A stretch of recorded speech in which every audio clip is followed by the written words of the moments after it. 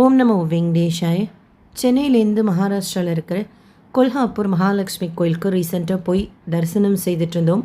இந்த வீடியோவில் என்னோடய எக்ஸ்பீரியன்ஸோடு சேர்த்து பட்ஜெட் ஃப்ரெண்ட்லியாக எப்படி கொல்ஹாப்பூர் மகாலட்சுமியை நாமளாவே பிளான் பண்ணிக்கிட்டு போய் தரிசனம் செய்துட்டு வரலான்ட்டு ட்ராவல் ஃபுட்டு ஸ்டேவோட சேர்த்து டீட்டெயில் இன்ஃபர்மேஷன் இந்த வீடியோவில் ஷேர் பண்ணுறேன்.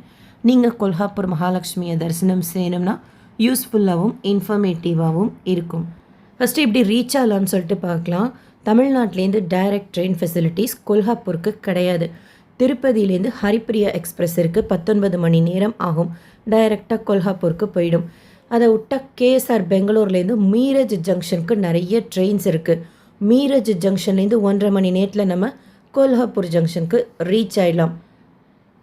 பொதுவாக நம்ம கொல்ஹாப்பூர் மகாலட்சுமியை தரிசனம் செய்யணும் அப்படின்னா ஃபஸ்ட்டு திருப்பதி பெருமாளை தரிசனம் செய்துட்டு தான் கொல்ஹாப்பூர் மகாலட்சுமியை தரிசனம் செய்யணும் அப்படின்னு சொல்லுவாங்க.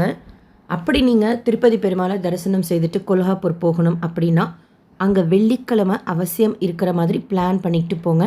வெள்ளிக்கிழமை நைட்டு நடக்கிற ப்ரொசஷன் ரொம்ப விசேஷமானது. வியாழக்கிழமை 300 தரிசனம் காலையில் சென்னையிலேருந்து கிளம்பி வந்து சீக்கிரமாகவே சுவாமி தரிசனம் பார்த்துட்டேன். என்னோடய ஃப்ரெண்ட்ஸ் சேலத்துலேருந்து முத நாளே வந்து சர்வ தரிசனத்தில் அவங்களும் வியாழக்கிழமை நேத்திர தரிசனத்தில் திருப்பதி பெருமாளை தரிசனம் செய்துட்டோம். லக்கிலி க்ரௌடு சடனாக குறைஞ்சதுனால சீக்கிரமாகவே எங்களுக்கு சுவாமி தரிசனம் திருப்பதியில் ஆயிடுச்சு. திருப்பதியிலேருந்தே நாங்கள் ஹரிப்பிரியா எக்ஸ்பிரஸ் புக் பண்ணலை. ஏன்னா அகெயின் அது 19 மணி நேரம் லாங் ஜேர்னியாக இருக்கும்.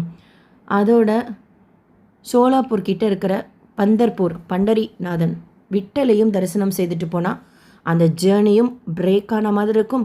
விட்டலையும் சுவாமி தரிசனம் செய்திடலாம் அப்படிங்கிற பிளானில் மதியானம் 1:15 கிளம்புற சிஎஸ்எம்டி ட்ரெயின் சோலாப்பூர் வழியாக மும்பை போகும். அது ரேணுகுண்டா வந்து தான் போகும். காலையில் தரிசனம் முடிச்சுட்டு நாங்கள் சாயந்தரம் 4:20க்கு அந்த ட்ரெயின் ஏறிக்கிட்டோம். 22160 ரேணுகுண்டாவில். அது காலையில் 4:30 மணிக்கு. இப்போ நீங்கள் பார்க்குறது சோலாப்பூர் ஜங்ஷன், எல்லா ஃபெசிலிட்டிஸுமே இருக்கக்கூடிய ஜங்ஷன். ரேணுகுண்டாலையுமே நான் கிளாக் ரூமில் 30 ரூபா கொடுத்து திங்ஸ் எல்லாம் போட்டுட்டு தரிசனத்துக்கு மட்டும் தான் திருப்பதிக்கு போனேன். அதே மாதிரி சோலாப்பூர்லேயும் 20 ரூபா கொடுத்து ரெஃப்ரெஷ் பண்ணிக்கிட்டோம். ஏசி லாஞ்சில் 15 ரூபா கொடுத்து கிளாக் ரூமில் திங்ஸ் வச்சுக்கிட்டோம். பூட்டு கேட்டாங்க. ஸோ போகும்போது பூட்டு எடுத்துகிட்டு போங்க. ஸோ மொதல் நாள் காலையில் நான் வியாழக்கிழமை சென்னையிலேருந்து கிளம்பி திருப்பதிக்கு போய் தரிசனம் முடிச்சுட்டு சாயந்தரம் 4:30 மணிக்கு ட்ரெயின் ரேணுகுண்டாவில் ஏறி மறுநாள் காலையில் சோலாப்பூருக்கு 4:30 மணிக்கு வந்து ரீச் ஆகிட்டேன். குளிச்சுட்டு லக்கேஜ் எல்லாம் வச்சு முடித்து கிளம்புறதுக்கு 5:45 ஆகிடுச்சு. கேபில் 1 ஹவரில் நாங்கள் 6:45 போல் பந்தர்பூருக்கு ரீச் ஆகிட்டோம். பந்தர்பூர் விட்டல் தரிசனம் ஆன்லைனில் இ-பாஸ் டிக்கெட் புக் பண்ணிவிட்டு சீக்கிரமாகவே சுவாமி தரிசனம் பார்த்து முடிச்சிட்டோம். சந்திரபாகு நதி இது பந்தர்பூரில் இருக்குது. பந்தர்பூர் விட்டல் தரிசனம் பற்றி தனி வீடியோ ஷேர் பண்ணிக்கேன். டீட்டெயில் இன்ஃபர்மேஷன் செக் பண்ணிக்கோங்க. க்ரௌடு இல்லாத நாளாக பார்த்துக்கோங்க. குறிப்பாக ஏகாதசி எல்லாம் இல்லாத நாளாக போனால் க்ரௌடு கம்மியாக இருக்கும். நான் என்னோடய பிளான் தான் சொல்கிறேன். நீங்கள் பிளான் பண்ணி ஸ்டே பண்ணுற மாதிரி இருந்தீங்கன்னா கூட அங்கங்கே ஸ்டே பண்ணிட்டு கூட வாங்க. எனக்கு மொத்தமாகவே வியாழக்கிழமை காலையில் கிளம்பி நான் சனிக்கிழமை நைட் வந்துட்டேன். பந்தர்பூரில் தரிசனம் முடிச்சுட்டு அங்கேருந்து நாங்கள் ஆட்டோ பிடிச்சிட்டு பந்தர்பூர் ரயில்வே ஸ்டேஷனுக்கு வந்துட்டோம். சென்னையிலேருந்து வந்தே பாரத்தில் கிளம்புன ட்ரெயின் 550 ரூபா டிக்கெட் சார்ஜ் ஒருத்தருக்கு. சோலாப்பூருக்கு சாயந்தரம் 4:30 மணிக்கு ட்ரெயின் ஏறினோம்ல, அது நான் ஏசி ஸ்லீப்பர் கிளாஸ் பார்த்தீங்கன்னா 450 ரூபா தான் வரும். ஏசி தேர்ட் ஏசி அதாவது எக்கனாமிக் கூட இருக்குது, 1150 ரூபா தான் வரும். சோலாப்பூரில் வந்து ரீச் ஆகிட்டு நீங்கள் பந்தர்பூர் வரத்துக்கு ட்ரெயின் ஃபெசிலிட்டி இருக்குது. ஆனால் நாங்கள் ஒரே நாளில் பந்தர்பூரும் பார்க்குறோம் கோலாப்பூரும் போகணும் அப்படிங்கிறதுக்காக அந்த ட்ரெயினை டிபெண்ட் பண்ணாமல் கேபு பேசிக்கிட்டு வந்துட்டோம். நாங்கள் 3 பேர் லேடிஸ் ஷேர் பண்ணிக்கிட்டோம். பந்தர்பூருக்கு வந்து தரிசனம் முடிச்சுட்டு அகெயின் இது பந்தர்பூர் ரயில்வே ஸ்டேஷன். இங்கே காலையில் 10:30 மணிக்கு கோலாப்பூருக்கு போகிற ட்ரெயின் இருக்குது. சிட்டிங் 100 ரூபா, ஸ்லீப்பர் கிளாஸ் 180 ரூபா, ஏசி நாங்கள் போனோம் 550 ரூபா. ஏன்னா வெயிலாக இருக்கும், டே டைம் ட்ராவல், நல்லா உச்சி வெயிலாக இருக்கும் அப்படின்னு சொல்லிட்டு நாங்கள் ஏசி புக் பண்ணிட்டோம். கன்வீனியண்ட்டாக இருந்தது. கரெக்ட் டைமுக்கு வந்தது ட்ரெயின் 10:30 மணிக்கு. 2:15 கொல்ஹாப்பூர் போயிட்டோம். எங்கள் திங்ஸ் எல்லாம் சோலாப்பூரில் தான் இருக்குது. சோலாப்பூரில் வச்சுட்டோம். நாங்கள் ஒரு சின்ன பையில் பேசிக்காக என்ன தேவையோ அது மட்டும்தான் எடுத்துக்கிட்டோம். காலையில் பந்தர்பூரில் பூரி சாப்பிட்டோம். ஒரு பிளேட் 60 ரூபாய். 4 பூரி, இட்லி கூட அவைலபிளாக இருக்குது. ஸோ காலையில் அங்கே சாப்பிட்டுட்டு தரிசனம் முடிச்சுட்டு 10:30 மணிக்கு ட்ரெயின் ஏறணும். ஆக்சுவலாக அந்த ட்ரெயினில் பார்த்தீங்கன்னா நிறைய ஜெனரல் கம்பார்ட்மெண்ட் இருக்கும். நீங்கள் அதில் கூட புக் பண்ணிக்கலாம் உங்களுக்கு ஓகேவா இருந்தால். Train number 22155. ஒரு பெரிய ஜங்ஷன் போகிற வழியில் அப்படின்னா அந்த மீரஜ் ஜங்ஷன் தான். அங்கே ரொம்ப நேரம் வேறு ட்ரெயின் நிற்குது. அங்கேயுமே இட்லி தான் வந்துச்சு. நாங்கள் அங்கே எதுவும் சாப்பிடல. வீட்டிலேருந்து ஸ்நாக்ஸ் கொஞ்சம் எடுத்துகிட்டு போயிருந்தோம். அது ட்ரெயினில் போகும்போது சாப்பிட்டுக்கிட்டோம். அங்கங்கே இந்த ஆர்ஓ வாட்டர் இருக்குது. பட் எனக்கு செட் ஆகாதனால நான் மினரல் வாட்டர் வாங்கிக்கிட்டேன். இல்லை எக்ஸ்பென்சஸ் அப்படின்னா எல்லாத்தையும் சொல்லலை, அதுக்காக சொல்கிறேன். ரயில்வே ஸ்டேஷனுக்கு வந்து ரீச் ஆகிட்டோம். இது கொல்ஹாப்பூர் ரயில்வே ஸ்டேஷன். நீண்ட நாள் விருப்பம் கோலாப்பூர் மகாலட்சுமி தரிசனம் செய்யணும், அதுவும் திருப்பதி பெருமாளை தரிசனம் செய்துட்டு அப்படிங்கிறது ஃபைனலாக அது நிறைவேறிடுச்சு. ஃபஸ்ட்டு எங்களுக்கு ஒரு ஐடியாவே இல்லாமல் இருந்தது. ஒன்றா அதுக்கப்புறம் எல்லா இன்ஃபர்மேஷனும் கிடைச்சது. கொல்ஹாப்பூரில் நம்ம ஸ்டே பண்ணுறது அப்படின்னா டார்மெட்ரிலே ஸ்டே பண்ணிக்கலாம். இப்போ நீங்கள் பார்க்குற டார்மெட்ரி 150 ரூபா தான். லேடிஸ்க்கு தனியாக இருக்குது, ஜென்ஸுக்கு தனியாக இருக்குது. பாத்ரூம்லாம் நீட்டாக இருக்குது. நிறைய டார்மெட்ரிஸ் கோயிலோட வெஸ்ட் என்ட்ரன்ஸ் சைட்லேயே இருக்குது, நார்த் என்ட்ரன்ஸ் சைட்லேயும் இருக்குது. நாங்கள் ஸ்டே பண்ணவே இல்லை. நாங்கள் தரிசனம் முடிச்சு உடனே கிளம்பிட்டோம். நம்ம சேனல் சப்ஸ்கிரைபர் அவங்க ஸ்டே பண்ணது இது. ஹோட்டல் ஸ்டே உங்களுக்கு வேணும் அப்படின்னா நிறைய ஹோட்டல்ஸும் இருக்குது. அதுலேயுமே நம்ம சேனல் சப்ஸ்கிரைபர் தான் அவங்க ஷேர் பண்ணது தான் அவங்க ஸ்டே பண்ணிவிட்டு ஹோட்டல் தர்ஷன் கிராண்ட் அப்படிங்கிறது. நாங்கள் ரயில்வே ஸ்டேஷன்லேருந்து 100 ரூபா ஆட்டோ கொடுத்துட்டு கொல்ஹாப்பூர் கோயிலுக்கு வந்துட்டோம். அவர் இந்த ரோடுக்கிட்டே இறக்கி விட்டு ஏற்றப்பில் தான் கோயில் இருக்குது போங்க அப்படின்ட்டார். அந்த கோபுரம் பார்த்தோன்னே ஒரே ஹாப்பினஸ். ஃபுல் டே கோயில் ஓப்பனில் தான் இருக்கும்.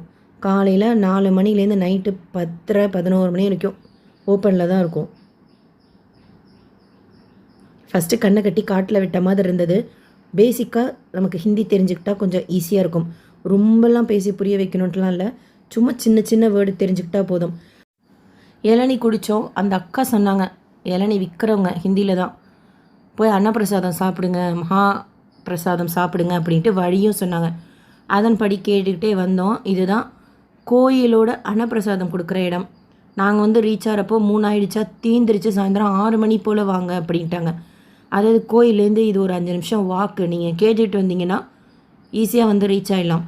ஷாப்பிங் பண்ணலாம், அவ்வளோ கடைகள் இருக்குது. சுடிதார்ஸ், செப்பல்ஸ், பேங்கிள்ஸ் அப்படின்னு சொல்லிட்டு நாங்கள் அதெல்லாம் வேடிக்கை மட்டும் பார்த்துக்கிட்டே ஒரு சாட் ஐட்டம் சாப்பிட்டோம்.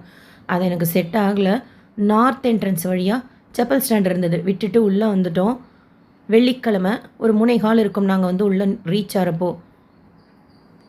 ஆக்சுவலாக கொல்ஹாப்பூர் மகாலட்சுமி கோயிலில் ஆன்லைன் தரிசன டிக்கெட் புக்கிங் மாதிரி எதுவும் கிடையாது. ஃப்ரீ தரிசனம் மட்டும்தான் இருக்குது. நமக்கு ஏதாவது ஹெல்த் இஷ்யூ இருக்குது, சீனியர் சிட்டிசன் இருக்காங்க, முடியாதவங்க இருக்காங்கன்னா ஆஃபீஸ் ரூமில் போய் சொல்லணும். உள்ளேயே இருக்குது ஆஃபீஸ் ரூம். அங்கே போய் சொன்னால் அவங்க ஷார்ட்கட்டில் விடுவாங்க. ஃபஸ்ட்டு நானே என்னோடய ஃப்ரெண்ட்ஸும் தான் தரிசனத்துக்கு போகலான்னு ஜாயின் பண்ணுறப்போ அவங்க பின்னாடி வந்துருந்தாங்க, நான் முன்னாடி போயிட்டேன். ஒரு குறிப்பிட்ட இடத்துக்கு போகும்போது பார்த்திங்கன்னா பயங்கர அட்டஸ்தலாக இருந்தது. கொஞ்சம் நிமிஷம்தான், ஆனால் அந்த இடத்த விட்டு வெளியில் வரல அப்படின்னா எனக்கு மூச்சு திணறி ஒரு வழி ஆகிடுவேன் அப்படின்னு சொல்லிட்டு சத்தம் போட்டு ஒரு கேட் இருந்தது, அதை திறங்க முதல்ல, என்னால் முடியல அப்படின்னு சொல்லிட்டு நான் வெளியில் வந்துட்டேன். அவங்க தரிசனத்துக்கு போயிட்டாங்க.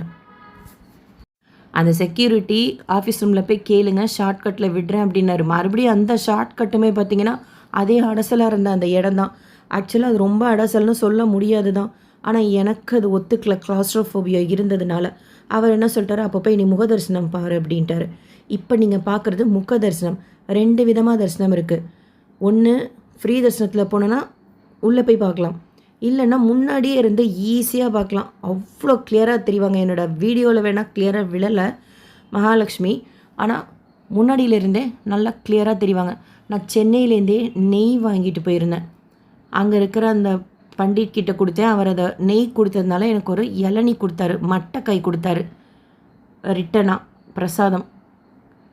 ஆனால் எனக்கு மனசே கேட்கல. நான் அவ்வளோ நாள் காத்திருந்து மகாலட்சுமி கோயிலுக்கு என்னை வரவழைச்சி கடைசியில் உள்ளே போய் பார்க்க முடியும். என்னால் முடியவே முடியாது அந்த அடசலில் போகிறதுக்கு. அந்த மாதிரி ஒரு முடியல, எனக்கு ரொம்ப டயர்டாயிடுச்சு. அங்கேயே டாக்டரும் இருக்காங்க, இந்த பிரகாரத்துலேயே டாக்டரும் இருக்காங்க. உடனே என்னோடய ஃப்ரெண்ட்ஸு சரி வா போய் பார்க்கலாம் அப்படின்னு சொல்லிட்டு பார்த்தா பிபியும் ரொம்ப லோவாக இருந்தது. டாக்டர் சொன்னார், நீங்கள் தூங்காமல் அப்படியே ட்ராவலில் இருக்கிறதுனால உங்களுக்கு பிபியும் ரொம்ப லோவாக இருக்குன்னு ஒரு ஓஆர்எஸ் கொடுத்தாரு. நல்லா போய் முதல்ல சாப்பிட்டுட்டு ஒரு 10 நிமிஷம் தூங்குங்க, அதுக்கப்புறமா மற்றதை பார்க்கலாம் அப்படின்ட்டாரு. அவங்க தான் போய் பக்கத்தில் ஒரு கடையிலேருந்து தோசை வாங்கிட்டு வந்தாங்க. சாப்பிட்டுட்டு சும்மா தான் படுத்திருந்தேன். ஒரு ஸ்டாஃப் அவராக வந்து சாமி பார்த்தீங்களா அப்படின்னாரு. அவர் கவனிச்சிட்டு இருந்திருப்பார் போல இருக்கு. எனக்கு உடம்பு சரியாமல் நான் வந்தது போனது டாக்டர்கிட்ட போனது எல்லாமே. ஏன்னா சின்ன இடம்தான். இல்லைங்க நான் பார்க்கல அப்படின்னு சொல்லும் போதே என்னால் அழுக தாங்க முடியல. ஏன்னா அவ்வளோ தூரத்துலேருந்து வந்து உள்ளே போக முடியல. அப்படிங்கும்போது அவரோட என்ன சொன்னார், என் கூட வா அப்படின்னாரு. என் ஃப்ரெண்ட்ஸ் சொன்னாங்க, இல்லை அவங்களுக்கு உடம்பு முடியாமல் போயிடுச்சுன்னா என்ன பண்ணுறது, நாங்களும் வரோம் அப்படின்னாங்க. இல்லை நான் பார்த்து கூட்டிகிட்டு போயிட்டு வரேன், நீங்கள் இங்கேயே இருங்க அப்படின்னு சொல்லிட்டு என்னை மட்டும் கூட்டிகிட்டு போனார். அது விவிஐபி என்ட்ரன்ஸ். டைரெக்டாக உள்ளே போயிட்டோம். ஆக்சுவலாக முக்க தரிசனம் அப்படிங்கிறது இப்போ நீங்கள் வீடியோவில் பார்த்தீங்கல்ல, அந்த இடம் கருட மண்டபம் அப்படின்னு சொல்லுவாங்க. இங்கேருந்து வெளியிலேருந்து பார்க்குறது. இதுக்கு அடுத்து இந்த ஃப்ரீ தரிசனம் கியூ உள்ளே போகிறது வந்து கூர்ம மண்டபம் அப்படிம்பாங்க, தீர்த்த மண்டபம் அப்படிம்பாங்க. அந்த இடத்துலேருந்து தான் நம்ம மகாலட்சுமி பாப்பா, அங்கே ஒரு பிள்ளையார் சன்னதியும் இருக்கும். அந்த விஐபி கியூ வழியாக கூட்டிகிட்டு போகிறாரு. ஒரு இடத்த காமிச்சு போய் அங்கே போய் சாமி பார்த்துட்டு வா அப்படிங்கிறாரு. அதாவது அது என்ன கியூனா அந்த ஃப்ரீ தரிசனம் வர்ற கியூ. அங்கே போகலான்னு போகிறப்போ வேறு யாரோ ஒரு விஐபிஸ் அவங்க உள்ளே போகிறாங்க. என்ன நினச்சாரோ தெரில, நீயும் போ அப்படின்ட்டாரு. உள்ளே போயிட்டேன். அதாவது வெளியில் அந்த விருந்து பார்க்குறது முக்க தரிசனம், அது கருட மண்டபம். அதை தாண்டி ஃப்ரீ தரிசனம் இருக்கிறவங்க போய் பார்க்குற இடத்துக்கு பேர் கூர்ம மண்டபம், தீர்த்த மண்டபம் சொன்னாங்க. அது உள்ள தாயார் இருக்கிற அந்த மண்டபத்துக்கு பேர் தர்ஷன் மண்டபம். நல்ல பெரிய மூலஸ்தானம். ஒரு மேடை மேலே தாயார் நின்ற கோலத்தில் இருக்கிறாங்க. அந்த மேடை கிட்ட போய் நின்று மேலே தாயார் இருக்காங்க அப்படி பார்க்குற மாதிரி, தலையை தூக்கி பார்க்குற மாதிரி. அரக்கு கலர் வஸ்திரம். இப்போ நீங்கள் பார்க்குறீங்களா, இதே மாதிரி தான் அதே செட் ஆஃப் ஜுவல்ஸ் போட்டிருந்தாங்க. நெத்திக்கிட்ட சந்தனம், தலை அந்த புருவம் இட்டிருந்தாங்க. மேலே வந்து ஆதிசேஷனுக்கு கீழே தான் தாயார் இருக்காங்க. ஆக்சுவலாக ஒரு பெரிய மண்டபம். வாசலை பார்த்த மாதிரி மேற்கு நோக்கி தாயார் இருக்காங்க. ஒரு 3 ஸ்டெப்புக்கு மேலே ஒரு மேடை மேலே தான் தாயார் இருக்காங்க. அந்த 3வது ஸ்டெப்பில் 2 ஐயர் உட்காந்துருக்குறாங்க, பண்டிட்ஜி. அந்த படிக்கிட்ட வரைக்கும் போயிட்டேன். எனக்கு என்ன சொல்கிறதுனே தெரியல, என்ன நடக்குதுன்னு தெரியல. எனக்கு அழுக தாங்க முடியல. இருந்தாலும் கொஞ்சம் சுதாரிச்சுக்கிட்டு அலங்காரம் பார்த்துட்டு எல்லாருக்காகவும் ப்ரே பண்ணிக்கிட்டேன். ரொம்ப அழகாக இருந்தாங்க கிட்ட பார்க்குறதுக்கு. ஃபோட்டோவில் மட்டுமே பார்த்துட்டு இருந்த மகாலட்சுமி அவ்வளோ கிட்ட பார்த்தது ரொம்ப சந்தோஷமாக. ஒரு 2 நிமிஷம் தான் நின்றுப்பேன், வர சொல்லிட்டாங்க அதுக்குள்ளார. கர்வீர் நிவாசினி. கர்வீர் அப்படிங்கிறது இந்த ஊரோட அந்த காலத்து பெயர். அங்கு வாசம் செய்பவள் மகாலட்சுமி. அம்பாபாய் கொல்ஹாசுரனை வதம் செய்கிறதுனால அந்த அசுரன் கேட்டுக்கொண்டதற்கிணங்க அந்த அசுரனோட பேர் பிற்காலத்தில் வந்துருச்சு கொல்ஹாப்பூர் அப்படின்னு. கிர்ணோத்சவம் அப்படிங்கிறது ரொம்ப விசேஷமான ஃபெஸ்டிவல். இங்கே 3 முறை வருஷத்தில் சூரியனோட வெளிச்சம், மகாலட்சுமியோட திருப்பாதம் ஒரு முறை, அடுத்து மார்பு பகுதி, அடுத்து தலைப்பகுதியில் விழுமா. ஆக்சுவலாக எஃபியில் ஃபேஸ்புக்கில் பேஜ் இருக்குது. இவங்க லைவாகவே தர்ஷன்லாம் ரிலே பண்ணுவாங்க. அந்த கிர்ணோத்சவப்பை நம்ம பார்க்கலாம். நீங்கள் கூகுளில் செக் பண்ணி பார்த்தீங்கன்னா அந்த 3 மாதம் எது அப்படின்னு தெரிஞ்சுக்கிட்டு அந்த கிர்ணோத்சவ் ஃபெஸ்டிவல் நம்ம வீட்டில் இருந்தே லைவாக பார்க்கலாம். அண்ட் அந்த தேவஸ்தானத்தோட வெப்சைட்டே ஆன்லைனில் இருக்குது, அதில் கூட லைவாக டெலிகாஸ்ட் பண்ணுவாங்க. மகாலட்சுமி கண்கள் விரிந்து நின்ற கோலத்தில், அரக்கு கலர் வஸ்திரம், ஜுவல்ஸ் எல்லாம் இதே தான். ரொம்ப சந்தோஷமாக இருந்தது பார்த்தது. மகாலட்சுமி அஷ்டகம் சொல்கிறப்பெல்லாம் வரும் ஞாபகம். நமஸ்தேஸ்து மகாமாயே ஸ்ரீ பீடேஸ்வர பூஜிதே கோலாசுர பயங்கரி அப்படின்னு அந்த கோலாப்பூர் மகாலட்சுமியை வெள்ளிக்கிழமை அன்னைக்கு சுவாமி தரிசனம் செய்தது ரொம்ப சந்தோஷம். ஆக்சுவலாக வெள்ளிக்கிழமை மகாலட்சுமிக்கு விசேஷம். இந்த கோயிலில் இன்னொரு விசேஷம், எவ்ரி ஃப்ரைடே நைட்டு 9:30 மணிக்கு பல்லக்கி உற்சவம் நடக்கும். நைட்டு 9:30 மணிக்கு நடக்கும். எங்கேருந்து தான் வருவாங்கன்னே தெரியாது, கோயில் ஃபுல்லாகிடும். ஏன் நைட்டு செய்கிறாங்க அப்படின்னா, நைட்டு குறிப்பாக இந்த மகாலட்சுமிக்கு சக்தி அதிகமாகுது அப்படிங்கிறது ஒரு நம்பிக்கை. அதனால தான் அந்த பல்லக்கி உற்சவத்தை ஒவ்வொரு வெள்ளிக்கிழமையும் நைட்டு 9:30 மணிக்கு செய்வாங்க. லைவாக டெலிகாஸ்ட் பண்ணுவாங்க. நம்ம ஃபேஸ்புக் பேஜில் பார்க்கலாம், தேவஸ்தானம் வெப்சைட்லேயும் பார்க்கலாம். ஒரு 9:15 இருக்கும். இந்த மாதிரி விளக்கு எடுத்துக்கிட்டு சுற்றி வந்து எல்லா சன்னிதானத்துலேயும் பூஜை செய்கிறாங்க. உள்ள சிவன் சன்னிதானம் இருக்குது, பிள்ளையார் இருக்காங்க, இப்போ ஒரு இடத்துல ஆர்த்தி காமிக்கிறாங்கள்ல, அது என்னன்னு தெரில. அங்கே கொஞ்ச நேரம் உட்காந்துருந்தோம். அங்கே ஏதோ ஒரு சாமி இருக்குது. உள்ளே நடக்கிற பூஜையெல்லாம் அந்த முக்கமண்டபத்துலேருந்தே பார்க்கலாம். கரெக்டாக ஸ்ரீ தத்த சன்னதின்னு இருக்கும். அதுக்கிட்ட தான் நாங்கள் நின்றுட்டு இருந்தோம். ஏன்னா அதுக்கு எதிர்த்தாப்பில் இருக்கிற படி வழியாக தான் இறங்கி மகாலட்சுமியோட உற்சவ மூர்த்தி அவங்க வருவாங்க அப்படின்னாங்க. 9:30 இருக்கும். அவ்வளோ கூட்டம். 9:30க்கு மேலே தான் அவங்க இறங்கி வராங்க. உள்பிரகாரம் சுற்றி அங்கேயே ஒரு மண்டபம் மாதிரி இருக்குது. சாயந்தரம் அந்த கச்சேரி மாதிரிலாம் செய்துட்டு இருந்தாங்க. அங்கே போவாங்க அப்படின்னாங்க. எங்களுக்கு 10 மணிக்கு பஸ்ஸு. அதனால் நாங்கள் ஸ்டார்டிங்கில் மட்டும் கொஞ்சம் நிமிஷம் இருந்துட்டு உடனே கிளம்பிட்டோம். பிக்கப் பாயிண்ட் நியர்பையாக பார்த்தாலே ஒரு 4 கிலோமீட்டர் இருக்கும். அயோத்தியா ஹோட்டல் அப்படின்னு சொல்லிட்டு ஸ்லீப்பர் கோச் பஸ் புக் பண்ணியிருந்தோம் சோலாப்பூருக்கு. ரிவ்யூ எல்லாம் பார்த்துட்டு கார்த்திக் நர்மதா ட்ராவல்ஸில் 1300 ஆக்சுவலாக சேஃபாக தான் இருந்தது. ஃபுல்லாகிடுச்சு அந்த பஸ்ஸு. 300 400 நம்ம சோலாப்பூருக்கு வந்துடலாம். நாங்கள் சேஃப்டிக்காக எங்கே போய் ஏறுறது என்னென்னு ஒரு ஐடியாவும் இல்லாமல் இருந்ததுனால ரிவ்யூ பார்த்தப்போ இந்த கார்த்திக் நர்மதா ட்ராவல்ஸ் கொஞ்சம் சேஃபாக இருந்ததுனால அதில் புக் பண்ணிட்டோம். அது ஸ்லீப்பர் கோச்சுங்கிறதுனால 1300. நார்மல் பஸ்ஸில் நம்ம சோலாப்பூர் வரத்துக்கு 300 தான். அதில் கூட நம்ம வரணும்னா வரலாம், நம்ம ஃபேமிலியாக போகிறோம் அப்படின்னா. இல்லை நீங்கள் ஸ்டே பண்ணி அந்த ஃபுல் தாயார் பிரதட்சணம்லாம் வராங்கல்ல, அதெல்லாம் பார்த்துட்டு வரணும் அப்படின்னா நீங்கள் ஸ்டே பண்ணிக்கிட்டிங்கன்னா உங்களுக்கு பெஸ்ட்டாக இருக்கும். ஸோ அவசியம் வெள்ளிக்கிழமை போங்க. அந்த ப்ரொசஷன் மிஸ் பண்ணாமல் பாருங்கள். 9:30 மணிக்கு சிவன் சன்னதிக்கிட்டே இருந்தீங்கன்னா கரெக்டாக தாயார் இறங்கி வர்றதை நம்ம தரிசனம் செய்யலாம்.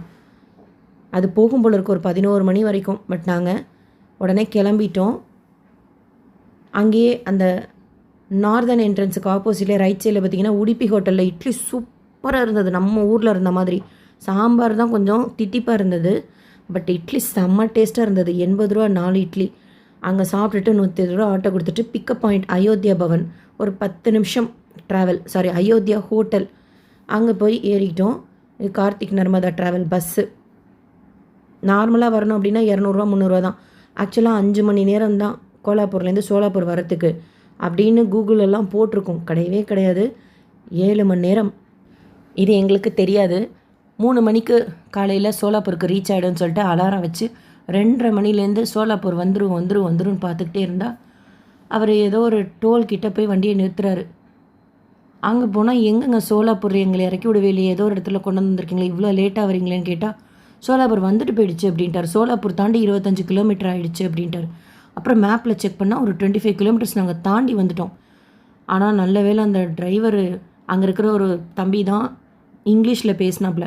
இந்த மாதிரி அவங்க மதராசி, அவங்க ட்ரெயின் பிடிக்க போகணும் காலையில் 6:55 அப்படின்னோன்னா அந்த பையன் க்ளீனர் எல்லாம் இறங்கி ஆப்போசிட்டில் வந்து சோலாப்பூருக்கு இன்னொரு ட்ராவல் பஸ்ஸு போச்சு. அதில் ஏற்றி விட்டுட்டாங்க. ஆன்லைனில் புக் பண்ணும்போது சோலாப்பூர் தான் நாங்கள் புக் பண்ணியிருந்தோம். அவங்கக்கிட்ட அந்த லிஸ்ட்டில் வேறு ஏதோ அது எங்கேயோ போகிற பஸ்ஸு போல் இருக்குது. அந்த ஊர் பேர் தான் போட்டிருக்கு. அவர் காமிக்கிறார் பாருங்கள், நீங்கள் சோலாப்பூரில் இறங்கணுன்னு எங்கள்கிட்ட லிஸ்ட்டில் இல்லை, அதனால தான் நாங்கள் இறக்கி விடல அப்படின்ட்டு. இருந்தாலுமே அந்த டிரைவராக இருக்கட்டும், க்ளீனராக இருக்கட்டும், அந்த கோ பேசஞ்சராக இருக்கட்டும், நாங்கள் லேடிஸாக இருக்கோம் அப்படின்னு சொல்லிட்டு க்ராஸ் பண்ணி எங்களை பஸ் ஏற்றி விட்டுட்டு டிக்கெட் கூட எடுக்காதீங்க, கிட்ட தான் சோலாப்பூர் 25 கிலோமீட்டர் தான், 15-20 நிமிஷத்தில் போங்க அப்படின்னாங்க. அதே மாதிரி அந்த பஸ்ஸில் ஏறி நாங்கள் சேஃபாக சோலாப்பூருக்கு ரீச் ஆகிட்டோம். நீங்கள் கூகுள் மேப் போட்டு பார்த்துக்கணும். அது ஒரு எக்ஸ்பீரியன்ஸ் எங்களுக்கு. 6:55க்கு சோலாப்பூர்லேருந்து நைட்டு எக்மோருக்கு வர அதே மும்பை எக்ஸ்பிரஸ் ட்ரெயின் தான். அது எப்போயுமே நாங்கள் திருப்பதி தரிசனம் முடிச்சுட்டு வர ட்ரெயின் தான். ரேணுகுண்டாவில் ஏறிப்போம். அதே ட்ரெயினில் தான் எப்பொழுதும் வருஷக்கணக்காக வர்றது. அந்த ட்ரெயின் தான் மும்பையிலேருந்து சோலாப்பூர் வழியாக ரேணுகுண்டா வழியாக எக்மோருக்கு வருது. அதே ட்ரெயின் தான் அப்படியே எக்மோர்லேருந்து சேலத்துக்கு போகும். ஸோ என் கூட என்னோடய ஃப்ரெண்ட்ஸ் அவங்க வந்தவங்க சேலம் அப்படிங்கிறதுனால அதே ட்ரெயின்லேயே டிக்கெட்டை போட்டுட்டு அப்படியே அவங்க சேலத்துக்கு போயிட்டாங்க. நான் எக்மோரில் இறங்கிக்கிட்டேன். ஸோ வியாழக்கிழமை காலையில் கிளம்பி திருப்பதிக்கு போய் தரிசனம் முடிச்சுட்டு அங்கேருந்து மறுநாள் சோலாப்பூருக்கு போய் வெள்ளிக்கிழமை பந்தர்பூர் வீட்டில் தரிசனம் செய்துட்டு சாயந்தரம் கோலாப்பூர் மகாலட்சுமியை தரிசனம் செய்துட்டு கோலாப்பூர் கோயிலேருந்து லைவாக வீடியோ ஷேர் பண்ணியிருந்தேன். மீன்ஸ் லைவ் போட்டிருந்தேன், நிறைய இடங்கள் காமிச்சு. அதுக்கப்புறமா நைட்டு கிளம்பி நாங்கள் சோலாப்பூருக்கு வந்து காலையில் ஃபுல்லாக 1 டே ட்ராவல் தான். ட்ரெயினில் கூட்டமே இல்லையா, ஒரு சீட்டுக்கு ஒருத்தர் தான் உட்காந்துருந்தோம். ஸோ கம்ஃபர்டபுளாக இருந்தது. நைட்டு இட்லி சாப்பிட்டுட்டோம். சோலாப்பூரில் காலையில் இட்லி வாங்கிக்கிட்டோம். குண்டக்கல்ல சாப்பாடு கிடைக்கிது, ரைஸ் ஐட்டம்ஸ். 2 நாள் கழித்து சாப்பிட்டதே ஒரு மாதிரியாக இருந்தது. குண்டக்கல்ல தயிர் சாதம் கிடச்சிது. அதை வாங்கி சாப்பிட்டுட்டு நைட்டு வீட்டுக்கு வந்து சாப்பிட்டுட்டோம். ஸோ வியாழக்கிழமை கிளம்பி சனிக்கிழமை நைட்டு நான் வீட்டுக்கு வந்துட்டேன். பட்ஜெட் ஃப்ரெண்ட்லியாக இருந்தது அண்டு மினிமம் ஹவர்ஸில் பார்த்த மாதிரியும் இருந்தது. உங்களுக்கு வேணும்னா நீங்கள் ஸ்டே பண்ணிவிட்டு வாங்க. இல்லை நீங்கள் இந்த ஊர்களுக்கெலாம் வேறு எப்படி போயிருந்தீங்கன்னு கூட உங்களோட எக்ஸ்பீரியன்ஸ் ஷேர் பண்ணுங்கள். நிறைய கோயில்கள் இருக்குது தான். லேடிஸாக போயிருக்கோம், ஊர் தெரியாத இடத்துக்கு போயிருக்கோம், லாங்குவேஜ் தெரியாத இடத்துக்கு போயிருக்கோம், டைமும் ரொம்ப ஸ்பெண்ட் பண்ண முடியாது. அப்படிங்கிறதுக்காக போகணுங்கிற கோயிலுக்கு மட்டும் போய் தரிசனம் செய்துட்டு உடனே திரும்பி வந்துட்டோம். கோலாப்பூர் மகாலட்சுமி கோயிலில் குளிக்கிறதுக்கு மட்டும் இருக்குது, டார்மெட்ரி இருக்குது, லாக்கர் ஃபெசிலிட்டி இருக்குது, ரூம்ஸும் அவைலபிளாக இருக்குது, கோயிலோட அன்னப்பிரசாதமும் இருக்குது. நல்ல க்ரௌடாக இருக்கக்கூடிய ஒரு ஏரியா தான் கோயில் இருக்கிற இடம். ஸோ சேஃப் தான் நம்ம போயிட்டு வர்றதுக்கு. இந்த வீடியோ உங்களுக்கு இன்ஃபர்மேட்டிவாக இருக்கும்னு நினைக்கிறேன். வேறு ஏதாவது இன்ஃபர்மேஷன் உங்களுக்கு தெரிஞ்சாலும் நீங்களும் ஷேர் பண்ணுங்கள். SSB lifestyle, SSB Tirupati updates YouTube சேனலை ஃபஸ்ட் டைம் பார்க்குறீங்கன்னா சப்ஸ்கிரைப் பண்ணி பக்கத்தில் இருக்கிற பெல் ஐக்கானை கிளிக் பண்ணி வச்சுக்கோங்க. திருப்பதி பற்றின அப்டேட்ஸ் டெய்லியும் ஷேர் பண்ணுறது நீங்கள் சுவாமி தரிசனம் பார்க்க போகிறப்போ உங்களுக்கு யூஸ்ஃபுல்லாக இருக்கும். வர்ற வழியில் மந்திராலயம் வந்தது, பட் நாங்கள் ட்ரெயின்லாம் டிக்கெட்லாம் முதலே புக் பண்ணிட்டோம். அதை பற்றி யோசிக்காமல், இல்லைனா அங்கேயும் போயிட்டு வந்துருந்துருக்கலாம். மந்திராலயம் நெக்ஸ்ட் டைம் தான் போகணும் தனியாக. இந்த வீடியோ லைக் பண்ணி நிறைய பக்தர்களுக்கு ஷேர் பண்ணுங்கள். அண்ட் நீங்கள் போனீங்கன்னா அந்த மந்திராலயத்தையும் ஆட் பண்ணிக்கோங்க. ஏன்னா வர்ற வழி தான் இந்த சோலாப்பூர்லேருந்து சென்னைக்கு வர்ற ட்ரெயினில். தேங்க்யூ.